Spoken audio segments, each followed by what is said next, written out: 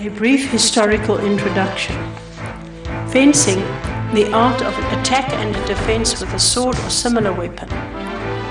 Modern fencing is a recreational and competitive sport, but its rules and techniques are derived from those originally developed for efficient sword play in dueling. During the Middle Ages, 5th to 15th century, the sword was an offensive weapon used for cracking armor, and the shield was used for defense.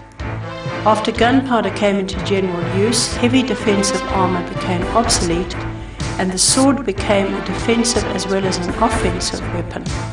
In the 16th century, the rapier was introduced in Italy, and the art of fencing was rapidly systematized in fencing schools. A dagger in the other hand, and later a folded cloak, replaced the shield. Eventually, the non-sword arm was left free and held away from the sword arm to minimize the target area. The use of the rapier and the Italian fencing technique spread throughout Europe. In France and England, the size and shape of the rapier were constantly modified because its length and weight made it clumsy to carry. During the 18th century, the small sword or épée was invented and popularized in France. The new weapon resulted in distinct Italian and French styles of fencing.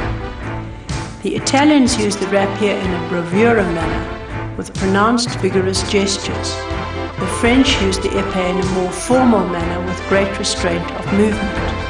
The French style of fencing became by far the more prominent.